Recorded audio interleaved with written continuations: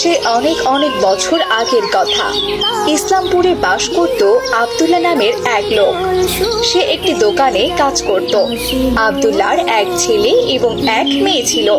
ছেলেটির নাম ছিল রাকিব আর মেয়ের নাম ছিল হাফসা।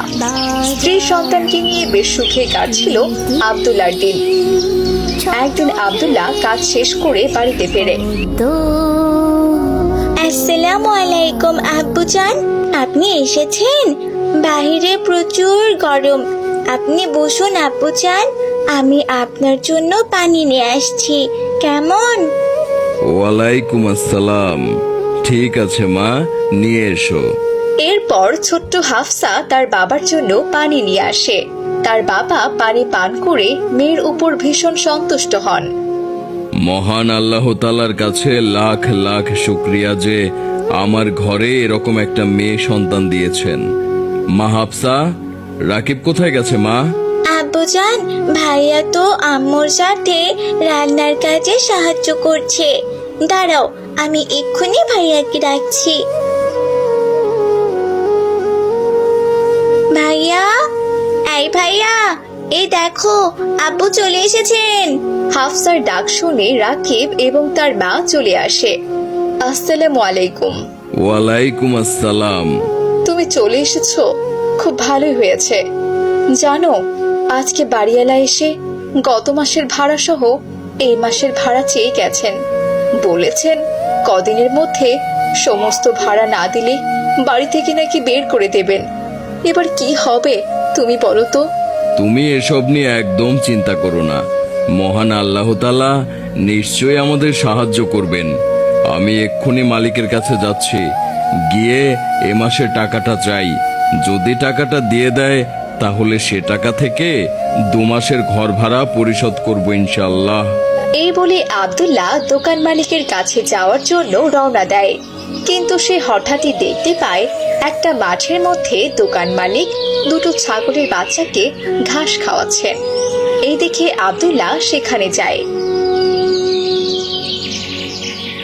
মালিক, যদি কিছু মনে না করেন তাহলে গত মাসের বাকি টাকা আর এই মাসের টাকাটা আমাকে আজকে দিয়ে দিন।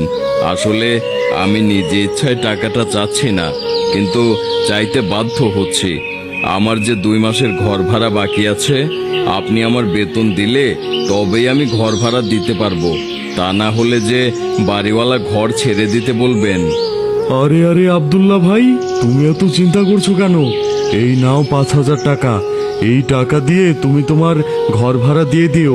আর আমার হাতে এখন কোনো টাকা নেই, তাই তোমার পুরো টাকাটা আমি দিতে পারলাম না। তবে তুমি এক কাজ করো, তোমার পুরো টাকার বিনিময়ে তুমি এই ছাগলের বাচ্চা দুটোকে নিয়ে যাও। এই বাচ্চারা বড় হলে তোমার অনেক উপকারে আসবে। জাযাকাল্লাহ খৈরন মালিক। এরপর আব্দুল্লাহ ছাগলের বাচ্চা আর টাকা নিয়ে বাড়িতে চলে যায়। সে বাড়িওয়ালাকে বাড়ি ভাড়া দিয়ে দেয়। এদিকে ছাগলের ছোট্ট বাচ্চা দুটোকে দেখে হাফসা তো ভীষণ খুশি হয়ে যায়। ছাগলের ছোট্ট বাচ্চা দুটো দেখতে কত সুন্দর!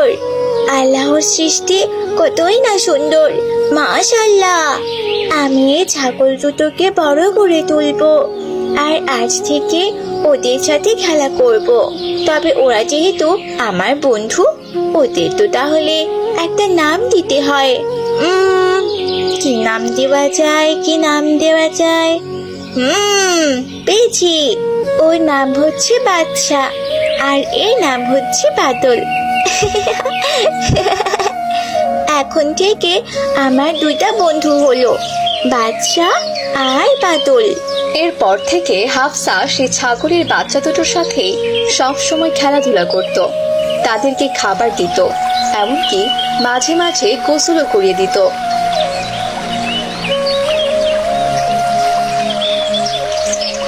আর ছাগলের বাচ্চা দুটো যেন হাফসাকে ছাড়া কোনো কিছুই বুঝতো না। হাফসা যেখানেই যেত, ছাগলের বাচ্চা দুটোও সেখানেই যেত। এইভাবে দেখতে দেখতে বাদশা আর বাদল দুজনেই অনেক বড় হয়ে যায়। একদিন হাফসা বাদশা আর বাদলকে খাবার খাওয়াচ্ছিল, তখন সেখানে তার মা চলে আসে। কি ব্যাপার মা হাফসা, সারা দিন কি বাদশার বাদলকে নিয়ে পড়ে থাকলে হবে? গোসল করতে হবে না, খেতে হবে না বুঝি? আর আসরের সালাত, সেটার কি হবে? আসরের সালাত আদায় করতে হবে না বুঝি? জি জি আম্মি জান, সে তো করতেই হবে, কিন্তু আম্মি জান